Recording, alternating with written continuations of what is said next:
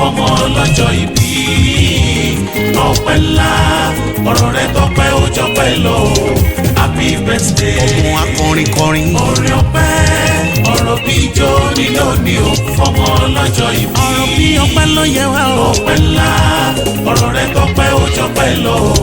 Happy birthday. Ó yá máa jó máa yọ̀ fóore tó lúwa ṣe. Ọba tó ṣọ́ ẹ̀mí rẹ̀ tí ti dòní.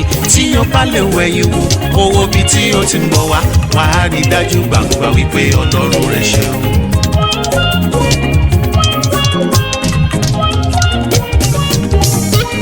Ìwọ táyé ti lérò wípé kò lè jẹun kó o. Òkúta ìkọ̀sílẹ̀ tó wá di cornerstone. Ó yá fẹ̀mí ìmoore hàn sọ́ba Elédùmarè. Ọba tó jẹ́ kó lùgbà tó fi rọ́jọ́ ibi ṣe láyé. Orin ọpẹ́ ọ̀rọ̀ bí ijó nílò ní o fọmọ ọlọ́jọ́ ìbí. Ọlọ́jọ́ ìbí mú jọjọ́. Ọpẹ́ ńlá ọ̀rọ̀ rẹ̀ tọ́pẹ́ ó jọpẹ́ lọ. Happy birthday. Orin ọpẹ́ ọ̀rọ̀ bí ijó nílò ní o fọmọ ọlọ́jọ́ ìbí. Ọ̀rọ̀ bí ijó ló ń ṣe. Ọpẹ́ ńlá ọ̀rọ̀ rẹ̀ tọ́pẹ́ ó jọpẹ́ lọ. Happy birthday. When upon life billows you are tempest tossed, when you are discouraged thinking all is lost, count your many blessings, name them one by one, and it will surprise us what the Lord has done. Count your blessings, name them one by one. Count your blessings, see what God has done. Count your blessings, name them one by one. Count your many blessings, see what God has done. Ẹni tọ́lọ́run ṣe lóore òun lọ pẹ́tọ́ sí. Abiola Ibiyemi mi Omosalewa, bẹ̀rẹ̀ kó mú jọjọ́ ìwọ lọ pẹ́tọ́ sí. Àtàbàtúbú mo gbóhùn sókè mo ń bá ẹ yọ̀ ó yá. Count your blessings, name them one by one. Count your blessings, see what God has done. Count your blessings, name them one by one. Count your many blessings, see what God has done. Omosalewa ló wí pé àtẹ̀mí o àtàrà ilé mi mo wà láàyè àwa lálàáfíà ó yẹ kí n dúpẹ́ ọpẹ́ yẹ ọ́ bàbá èmi dúpẹ́ tèmi. Ó yẹ kí n dúpẹ́ ọpẹ́ yẹ ọ́ bàbá. Ọpẹ́ yẹ olóore. Ó yẹ kí n dúpẹ́ ọpẹ́ ni. ọpẹ́ yẹ ọ́ bàbá. Àtẹ̀mí o àtàrà ilé mi mo wà láyé mo tún wà láyé. Ó yẹ kí n dúpẹ́ ọpẹ́ yẹ ọ́ bàbá. Ibiyemi wà á máa rọ́dún ṣe o ikú kan kò ní ẹ̀ pa ẹ̀mí rẹ̀ á ṣe púpọ̀ ọdún láyé.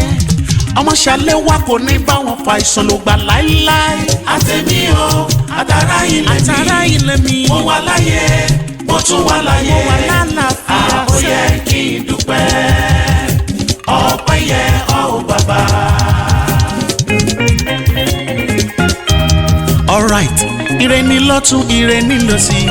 Ire ọlọ́jọ́ ìbí ire ni fún ẹ o títí láíláí. Ire ni lọ́tún ire ni lósì sẹ́ o. Ire ọlọ́jọ́ ìbí ire ni fún ẹ o títí láíláí. Ọ̀ṣọ́dún ọdún yìí wá ṣòmíràn sí i.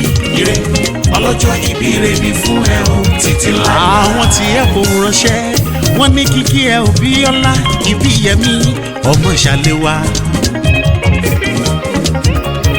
Mama Bùnmi mama Mọ́tayọ̀ mama Iyì Adé ló ń ṣọjọ́ ìbí. Happy birthday Maryland ló wà ní USA tó ń gbé pawó wálé. Mo kí ẹ láre ọkọ lára bàbá ọdún ayọ̀ ó ní kíkí ẹ pé wá ṣoríire.